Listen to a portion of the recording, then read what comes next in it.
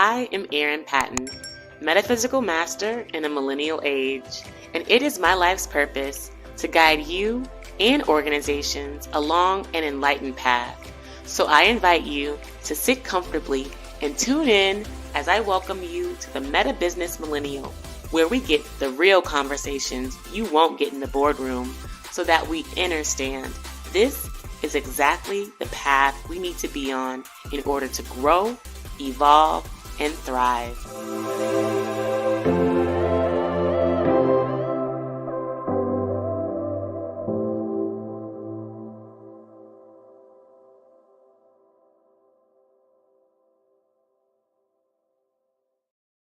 Greetings. I am Erin Patten, also known as Master L, and welcome to the live streaming of the Meta Business Millennial podcast. Today is March 18th, y'all, and it is the day after St. Patty's Day, and spring is springing to the fullest. And I know y'all feel this energy, and this podcast today is definitely going to be inspired by that. And before we hop in, I want to encourage all of you who haven't already to follow me at I am Erin Patten. Definitely subscribe to the YouTube channel. And of course, leave me comments, DMs, especially during the live, so I can kind of track to see what's going on with you guys and how you're resonating with this comment. And of course, if you feel called, share this with a friend. And so with that, I want to start to dig into how we as leaders, both in business and our families, can start to benefit from this surge of energy. Like I'm living in Houston, Texas. I know people are representing all over the country, the United States, the world, and it may feel different where you are, but let me just let you know that the energy is the same. The spring energy is springing for everyone. And as we are starting to move into this new season, kind of moving out of the daylight savings time, we have longer days, we have so much more sunlight, we have so much more energy to work with in getting to and through our dreams, our goals, all that we have for our lives and our plans, particularly for 2024. Because we've gotten through, let's say, the first quarter, like it's been January, February, March. It's hard to believe we're midway through March. And it's time for us to start to, I would say, reassess our goals or our whatever your resolutions were, whatever you set out for the year 2024, to come back to it and revisit it. And when we start to come back to that and sitting still and looking at, okay, like how far have I come in these past 3 months? What's working for me? What's not working for me? This is the first step. And I usually always give 3 pieces of advice to how we can sort of harness for every episode. For this episode, 3 pieces of advice for how to harness this energy. And the first step is to really assess, where are you? Where you at? Where are you just in your life, in your work, in your being? Is this where you want to be? And the beautiful part about this exercise is we have to do it with no judgment. Just like you would with hopefully you would with like your best friend or a sibling. If they come to you, you're no judgment zone, I just need your advice. This is the friend role, if you will, or the parent role to your inner child. That's absolutely necessary. I want to say all the time, but if you don't do it all the time, especially in this season, when we think about who we are as divine beings, who we are as leaders, we also have to acknowledge that inner part of ourselves. And I usually refer to it as an inner child because generally that's the energy from which that inner being is working with, like very, very pure, very innocent, very sensitive. And we want to be able to protect that. And honestly, a lot of our adult behaviors are predicated on how we were raised, as how we were programmed as children. And so in this first step, we want to come back to that little self of ours and really ask him or her, like, how you doing? How are you feeling? Are you happy? Are you angry? Are you sad? Like literally like that simple with ourselves. And another way to kind of just like embody some of this or express some of these emotions is through journaling, writing it out, putting it in your notes, talking it out through yourself sometimes in the shower, or on walks outside, and just at talking to yourself, looking yourself in the mirror. That's such a good exercise too, because you get to see into your soul, past those eyes into your soul, and really be honest with yourself. How am I doing? Okay. So if you find yourself more on the side of, okay, like not doing so well, then the next step is, okay, how do I nurture that part of myself? Because I did a post about this recently and I talk about it every podcast, that our vibration precedes our manifestation. So if you're feeling like you're not doing well, if you're feeling unhappy or uneasy or anxious in your current state, then you're absolutely going to start to manifest and create experiences that mimic that same energy. So it's really critical, wherever you are, to really sit with it and tend to yourself and ask yourself, okay, what do I need to feel higher emotions? What do I need to feel more joy? What do I need to feel more happiness? And what can you do in that moment, in this moment? Because I feel like one thing people are going to always say is like, oh, I'd be way happier if I had more money, or I'd be way happier if I ain't had no job. Like, okay, yes, we will get there if that's part of your goals, if that's aligned with your purpose. Of course, that can be. However, we want to be able to solve for our emotions in the moment in which we are sitting, the now moment, the only moment that exists. Okay. So when we're talking about like do we tend to ourselves and nurture ourselves in the now moment, what can you do for yourself now to bring you joy? What can you do for yourself right now?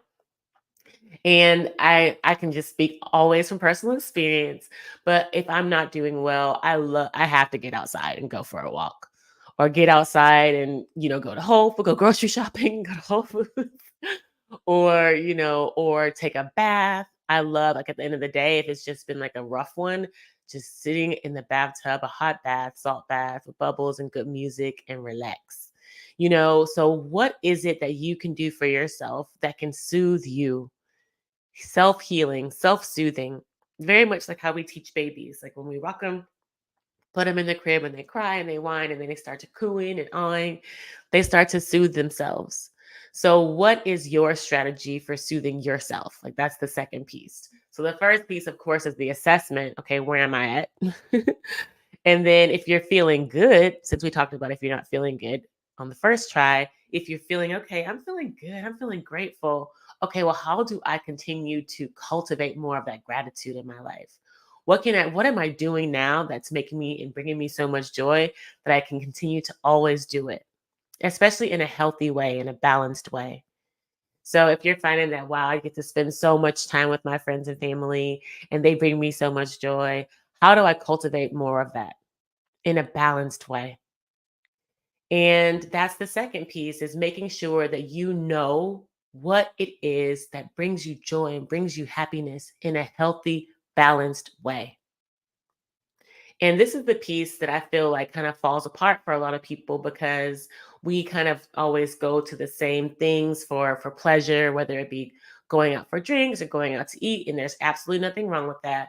But we can sometimes overindulge, overspend, get too drunk, eat too much, whatever it is, like break our, diet habits, that it starts to have negative impact. So something that we thought brought us joy actually made us feel worse. And that's a real thing too. So we want to also be able to find a variety of activities, a variety of experiences that can heal us. And I was on a podcast last week talking about this self healing journey for myself personally, because as I was going through my own kind of dark night of the soul moments, if you will, and I still have challenging days, what do I go to always bring me back to my center point? And to this day, with many of the same affirmations that I used years ago, I have this app called Think Up, and I record all my affirmations. I have recorded all my affirmations into this app, and I literally just press play, and it literally plays my voice speaking my truth to me. And most mornings, sometimes twice a day, I listen to this, and it's been this way for years.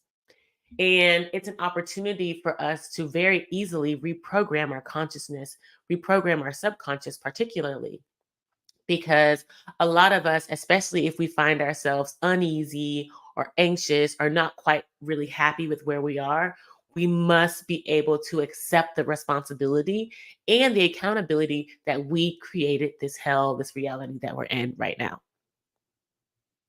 And that was something that was really hard for me to accept when I started doing this quantum metaphysical work is that how the hell, why would I create such a horrible experience for myself, a horrible existence for myself? Why would I be in a relationship that's so abusive and traumatizing? Like, why would I create this?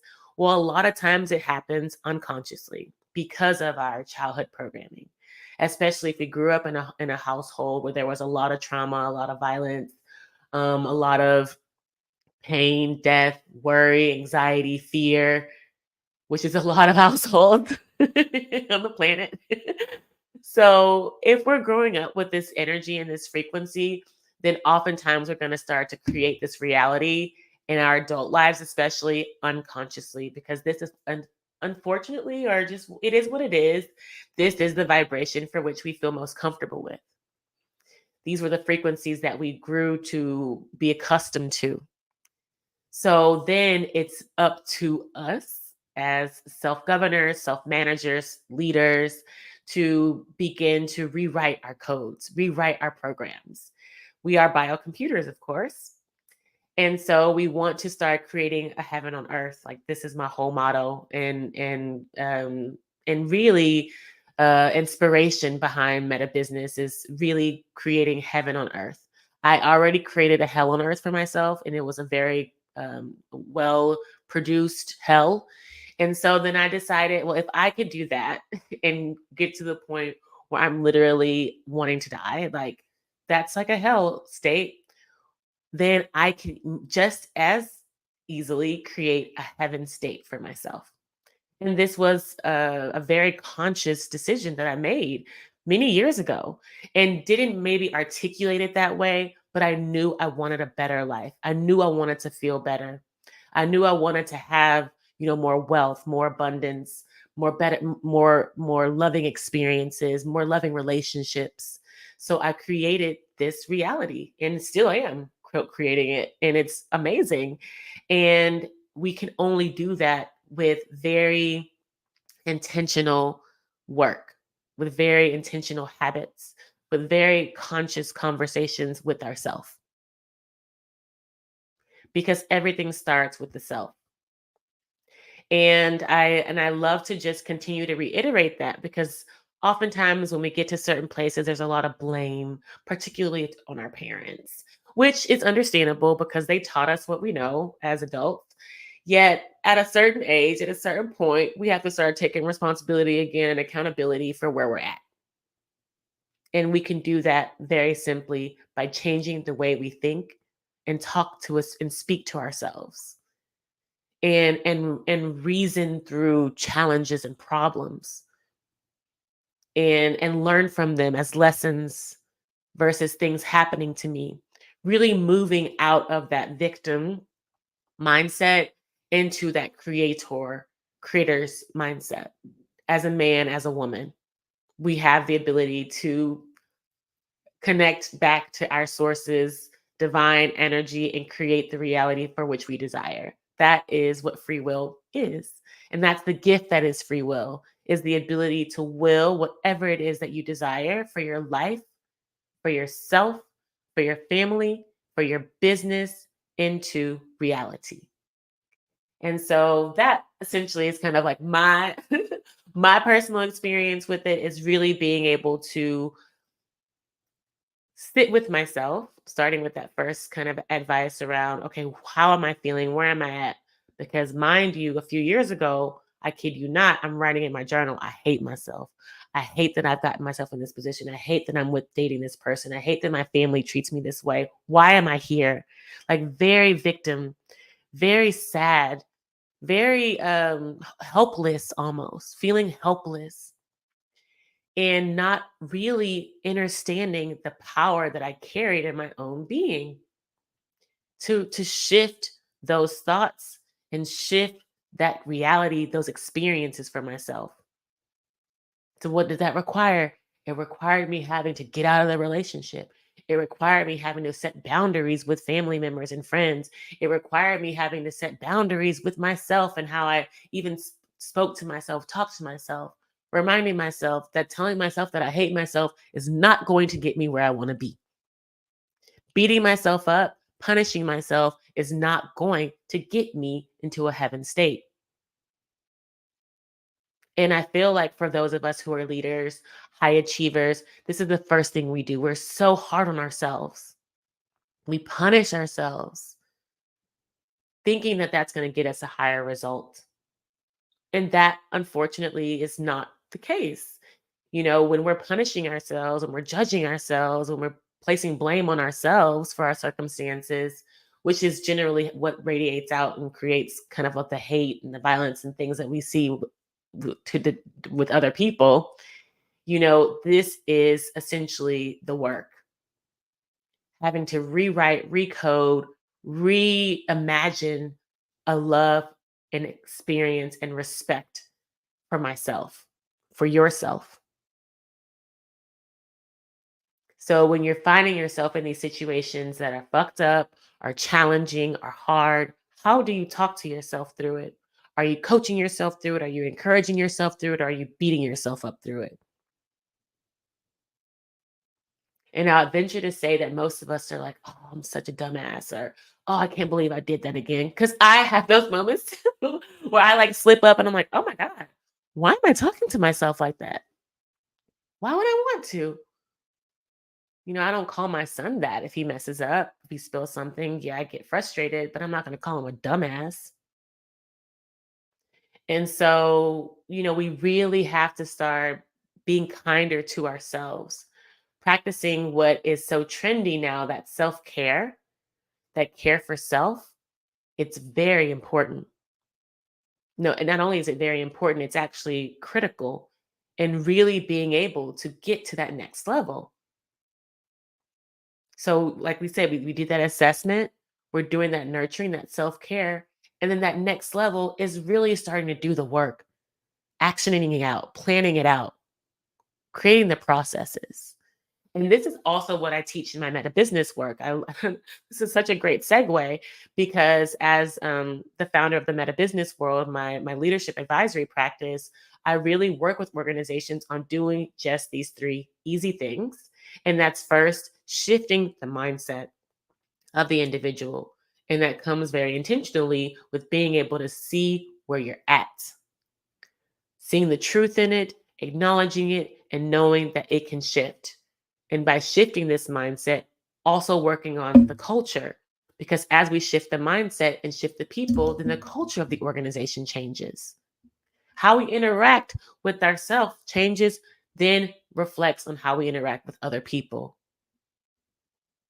More grace to myself, more care for myself, more grace to others, more care and compassion for others. It's just that simple. And then when you are able to shift that and have that consistent, then you can work on processes. Then you can do the actual physical work that's required to get to the more profit, the more higher bottom lines, the more innovative products, the new, ventures, the expansion, the growth. It happens naturally as a result of your expansion, as a result of your innovation, as a result of your creativity, your creative juices flowing. And it can't happen any other way because, as I say all the time, and I will continue to say it, as we've done business in the past, as we've lived and be and performed in the past, is how is not compatible with the future.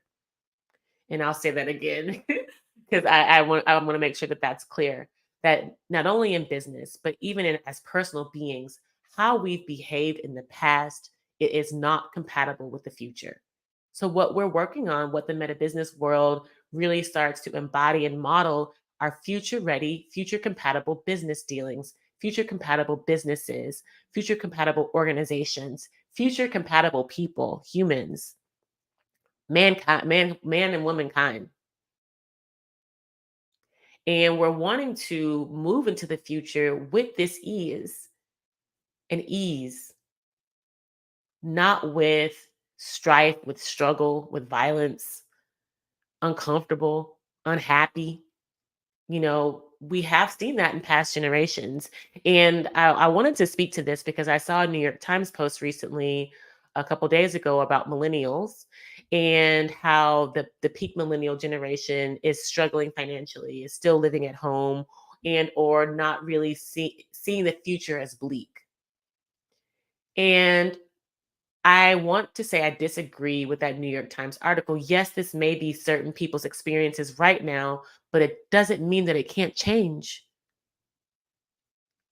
And that's essentially the issue with our thought processes and our mindsets today is we kind of get trapped in, okay, I have student debt or I have student loans or I'm in this reality right now, and not understanding that you created that and you also have the power and the ability to create a different reality, a higher reality. Yet you must believe in it. You must see it for yourself. You must trust in it. You must work towards it on a daily basis. It's not going to happen overnight.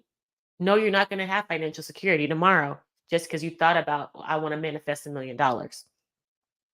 Maybe for some people, it can happen. Let me caveat that. The quantum realm is very powerful. And depending on the power of your being, the power of your beliefs, the power of where your soul is on its journey, evolutionary journey, anything is possible. Let me just put it that way. Anything is absolutely possible. However, for most of us, because of the time lag in the third dimension, because of the time it takes to actually something to come into form from 5D, from your thoughts to 3D, like there's a time gap, and oftentimes we get lost in the time gap. We get impatient, we get mistrusting, and that's when we start to have the lower emotions of anxiety and unhappiness, as we feel like we're never going to have what we want. We see everybody else getting it and everyone else is driving a really nice car and living really nice lives, and I'm not. It's never going to happen for me. Well, if you say that, it will be that. So you have to be able to speak differently to yourself. Don't send quotes to New York Times telling them that you don't see a future for yourself and your family. Why would you say that? Because your words have power. There is power in the tongue. This is written in scripture. That which you say is a direct reflection of how you feel. And how you feel is a direct reflection of your mind, of your being. And all of that is malleable. All of it is changeable. Change the way you feel, change your energy, change your life. That's the motto. Change your energy, change your life.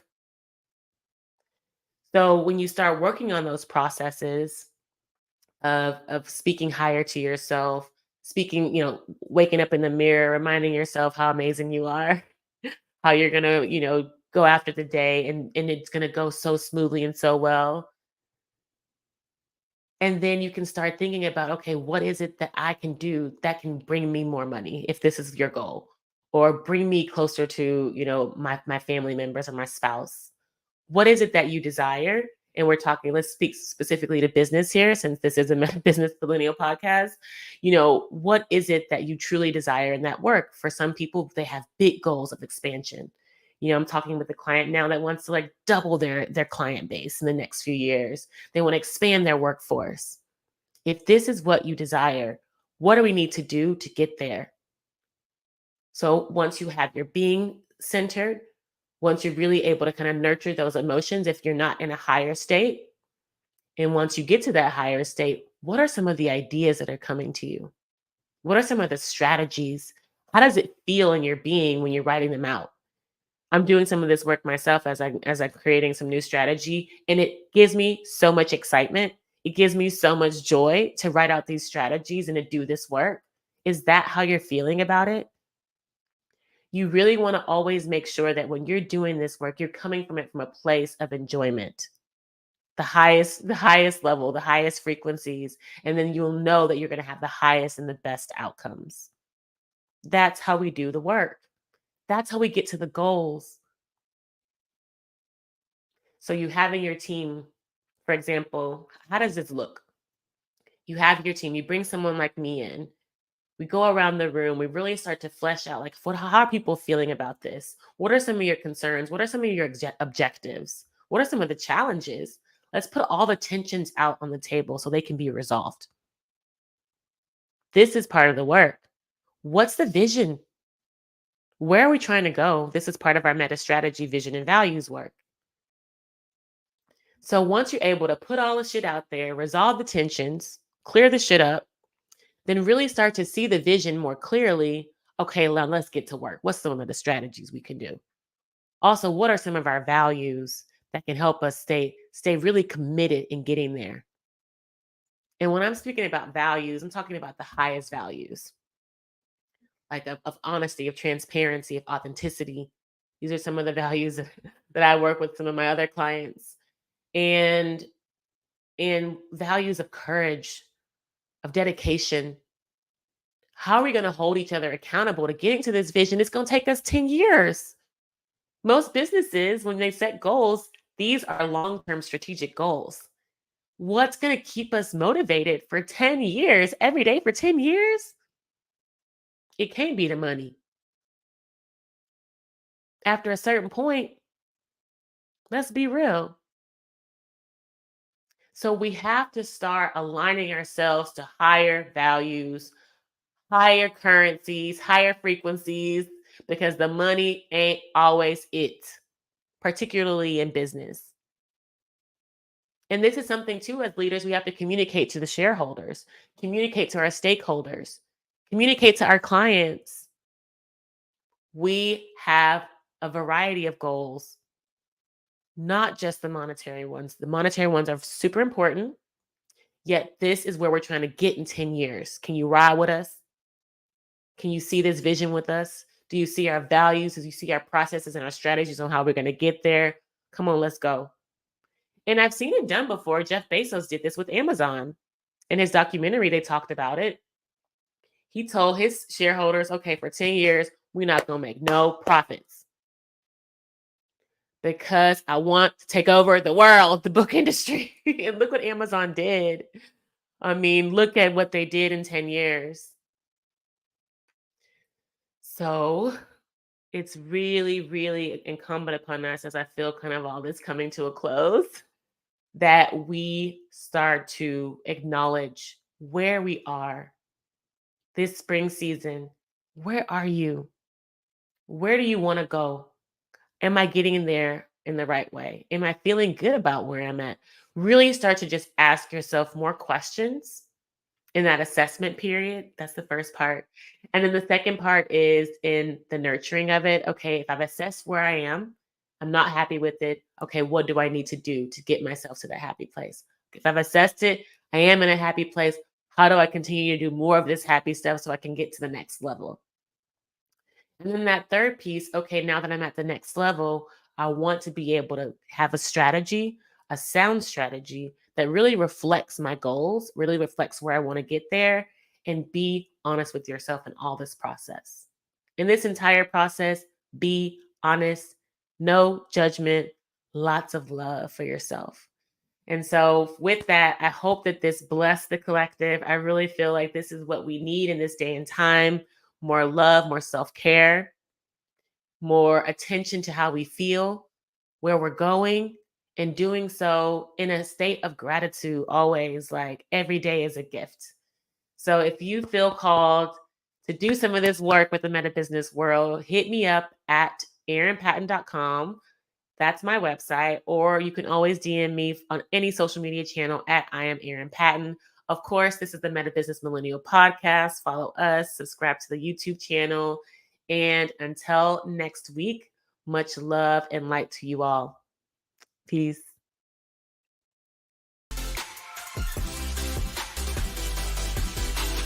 Did you really love this episode of the Meta Business Millennial Podcast?